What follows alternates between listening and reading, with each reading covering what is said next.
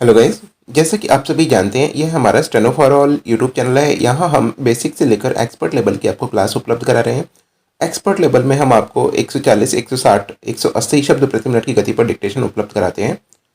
और मैं बताना चाहूँगा कि यहाँ हम डॉक्टर गोपाल दत्त बिष्ट, जीडी बिष्ट, जिनका नाम है 250 शब्द प्रति मिनट की गति का रिकॉर्ड जिनके नाम दर्ज है, उनकी गति, उनकी पुस्तक से हम आपको बेसिक से स्टेनोग्राफी सिखा रहे हैं। जो भी छात्र बेसिक से ज्वाइन करना चाहते हैं, हमारे टेलीग्राम ग्रुप और व्हाट्सएप ग्रुप के माध्यम से हमसे जुड़ सकते हैं, या हमारे www.stenoforall.com वेबसाइट और हमारे यूट्यूब चैनल पर भी जुड़ सकते हैं।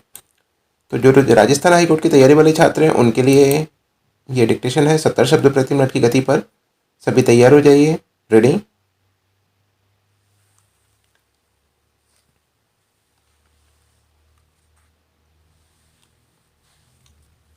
भारतीय अंतरिक्ष अनुसंधान संगठन इसरो साल दर साल नए नए इतिहास रच रहा है। हाल में अंतरिक्ष में एक और बड़ी छलांग लगाते हुए इसरो ने भारत के नवीनतम पृथ्वी अवलोकन उपग्रह EOS-01 अर्थात अर्थ ऑब्जर्वेशन सैटेलाइट को सफलतापूर्वक अंतरिक्ष में स्थापित कर दिया है। इस महत्वपूर्ण उपग्रह प्रक्षेपण अभियान में इसरो ने मुख्य उपग्रह के तौर पर भारत के EOS-01 के अलावा विदेशी ग्राहकों के 9 वाणिज्यिक उपग्रहों को भी भारत के PSLV C-49 polar satellite launch vehicle के जरिए प्रक्षेपण के बाद सफलतापूर्वक कक्षा में स्थापित किया। विदेशी उपग्रहों में अमेरिका के 4 lemur multi mission remote sensing उपग्रह, लग्जमबर्ग के क्लेओस स्पेस के 4 नौसेना उपयोग वाले उपग्रह और लिथुआनिया का एक उपग्रह प्रक्षेपण अभियान था। इसरो अभी तक 328 विदेशी उपग्रहों को अंतरिक्ष में भेजने में सफल हो गया है। कोरोना महामारी की शुरुआत से ठीक पहले इसरो के PSLV रॉकेट ने भारत के शक्तिशाली imaging satellite RISAT B2 R1 और 9 अन्य विदेशी उपग्रहों के साथ अंतरिक्ष की सफल उड़ान भरकर अपना 50वां मिशन पूरा किया था।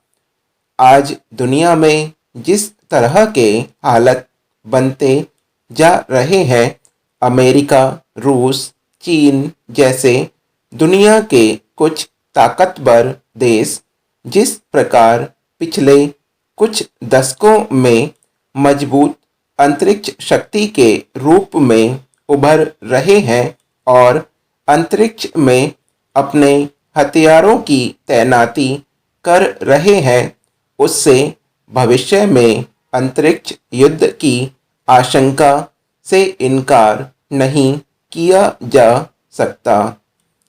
ऐसे में भारत के लिए भी इसी दिशा में कदम ताल करते हुए अंतरिक्ष में अपनी स्थिति मजबूत करना समय की बड़ी मांग है। और ऐसे में भारत के लिए इसरो की भूमिका बेहद महत्वपूर्ण हो जाती है। इसरो जिस जोश और बेहद उन्नत तकनीक के साथ एक के बाद एक सफल अभियानों को अंजाम दे रहा है, उसका लोहा आज पूरी दुनिया मान रही है।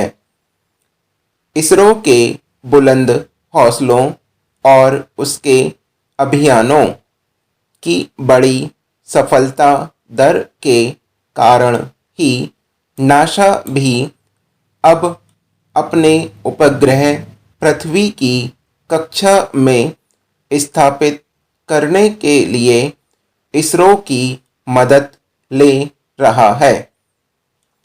उरी हमले के बाद बदला लेने के लिए भारतीय सेना ने पाकिस्तान में जो सर्जिकल स्ट्राइक की थी, इसमें इसरो के उपग्रह की मदद से ही आतंकियों के ठिकानों का पता लगाया गया था और सजीव तस्वीरें मंगाई गई थी। ठीक उसी प्रकार बालाकोट हमले के बाद किए गए हमलों में भी इसरो ने अंतरिक्ष में स्थापित उपग्रहों से तस्वीर ली थी।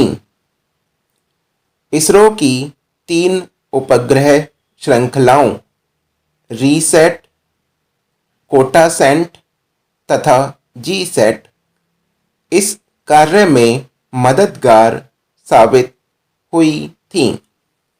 कोटासैट की ही भांति रीसैट भी हर प्रकार के मौसम में पृथ्वी की तस्वीरें लेने में सक्षम है, जिसके जरिए अंतरिक्ष में जमीन पर 3 फीट की ऊंचाई तक के बेहतरीन तस्वीरें ली जा सकती हैं। मुंबई के आतंकी हमलों के बाद इसरो ने रीसैट श्रृंखला के उपग्रहों को सीमाओं की निगरानी और घुसपैठ रोकने के लिए विकसित किया। जीसैट श्रृंखला के उपग्रहों का उपयोग टेलीफोन और टीवी संबंधी संचार के लिए होता है, जो भारतीय सेनाओं के लिए सुरक्षित संचार की सेवा प्रदान करते हैं। इसके अलावा यह उपग्रह मौसम और आपदाओं का पूर्वानुमान लगाने में भी महत्वपूर्ण भूमिका निभाते हैं।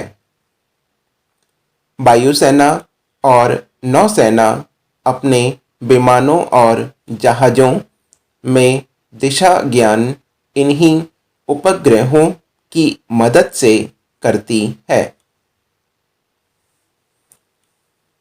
जो भी तैयारी वाले छात्र हैं कर सकते हैं, पढ़ सकते हैं।